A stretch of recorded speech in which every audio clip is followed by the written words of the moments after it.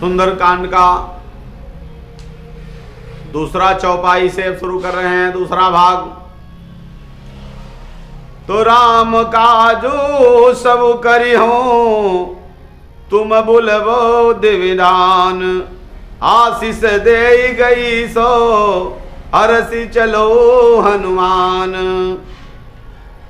तुम्हें श्री रामचंद्र जी के सब कार्य करोगे। सुरसा ने कहा कि हनुमान तुम्हें प्रभु श्री रामचंद्र जी के सभी कार्य को करोगे, क्योंकि तुम बल बुद्धि के भंडार हो।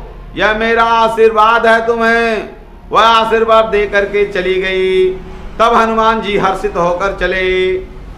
अरे निश्चर एक सिंधु महरई, अकरी माया नभु के खग गई। जीव जंतु जे गगन उड़ाई, अजल बिलो की तिनके परिछाई। जब सुरसा राक्षसी से आगे हनुमान जी गए तो समुद्र में एक राक्षसी रहती थी। वह अपनी माया से आकाश में उड़ते हुए पक्षियों को पकड़ लिया करती थी अपने हाथों से। आकाश में जो भी जीव उड़कर जाते रहते थे, वह जल में उसकी परछाई देखकर वह तुरंत पकड़ लेती थी। अरे गहाई छाई सक सो न उड़ाई, यही विधि सदा गगन छरकाई। सोई छल हनुमान कह दीना, अता सुकपट कपितुर तई चीना। उस पर छाई को वह राक्षसी तुरंत पकड़ लेती थी, जिससे वह उड़ नहीं पाते थे और जल में गिर पड़ते थे। इस प्रकार वह सदा आकाश में उड़ने वाले पक्षी जीवों को खा लिया करती थी। और उसने वही छल हनुमान जी के साथ भी किया। हनुमान जी ने तुरंत उसका कपट पहचान लिया। अरे ताही मारी मारुत सुत वीरा, अबारिद बार गय हूँ मत धीरा। तहाँ जाई देखी बन शोभा, अगुंजत चंचरी के मधुलोभा। पवन पुत्र धीर बुद्धि वीर हनुमान जी उसको मारकर उस राक्षसी को समुद्र पार कर गए और वहां जाकर उन्होंने वन की शोभा देखी। वहां मधु और पुष्प रस में लोभ से भ्रमर गुंजार कर रहे थे। हनुमान जी को लालच आ गया देख करके।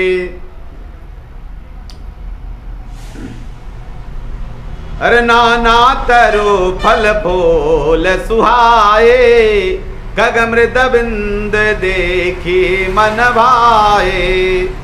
शैल विशाल देखिए के आगे, अता पर धाई चढ़ो भय त्यागे। अनेकों प्रकार के वृक्ष फल फूल से सुशोभित हो रहे थे। हनुमान जी ने उस बगीचा में देखा और पक्षी समूहों में गुंजार कर रहे थे। वो बहुत ही प्रसन्न हुए। सामने एक विशाल पर्वत को देखा हनुमान जी और भय त्याग करके दौड़कर उस पर्वत पर जा चढ़े। अरे उमा न कछो कपि के अधिकाई, प्रभु प्रताप जो काल ही खाई। गिरि पर चढ़े लंका ते ही देखी, और कहीं न जाई दुर्ग बिसेकी।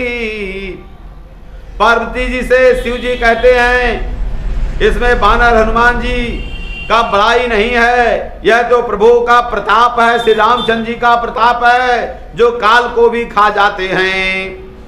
पर्वत पर चढ़कर उन्होंने लंका में देखा। हनुमान जी ने इतना बड़ा किला था कि कुछ उसका वर्णन नहीं किया जा सकता।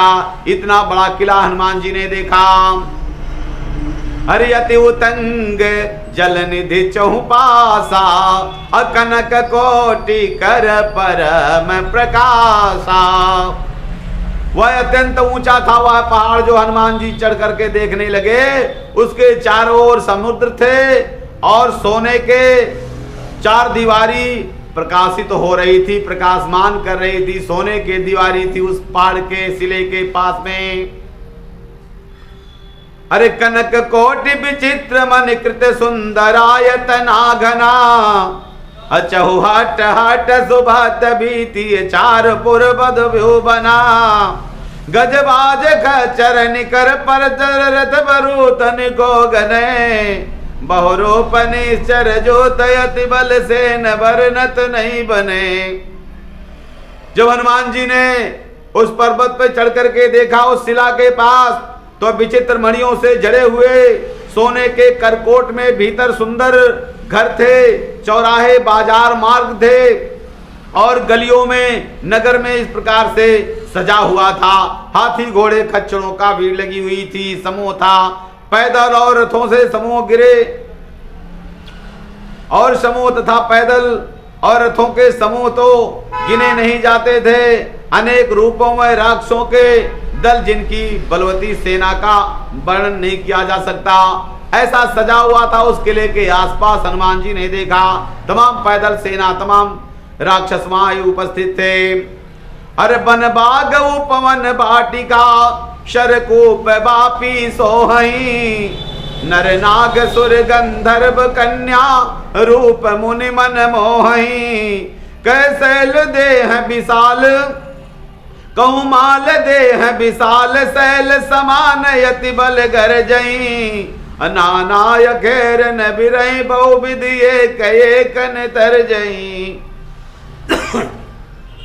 वन बाग बगीचे, फुलवाड़ी, तालाब, कुएं और बावड़ियां, मनुष्य, नाग, देवता और गंधर्वों के कन्याएं अपने सौंदर्य को मुनियों के मनों को भी लुभा देती थी। कहीं पर्वत के समान शिला शरीर वाले बलवान पहलवान गरजते थे। अखाड़ों में नाना प्रकार से भीड़ लगी थी, एक दूसरे को ललकार रहे थे। अरे करी जतन भट कोट न बिकट, तन नगर चौदिसी रही।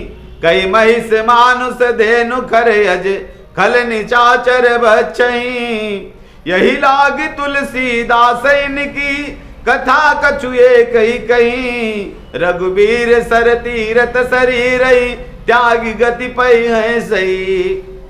भयंकर शरीर वाले करोड़ों योद्धा अत्यंत सावधानी पूर्वक नगर में सब ओर रखवाले कर रहे थे। और कहीं दुष्ट राक्षसी वैसे मनुष्य गायों को, बकरों को खा रहे थे। तुलसीदास जी ने इनकी कथा थोड़ी सी कही है, क्योंकि वे अत्यंत ही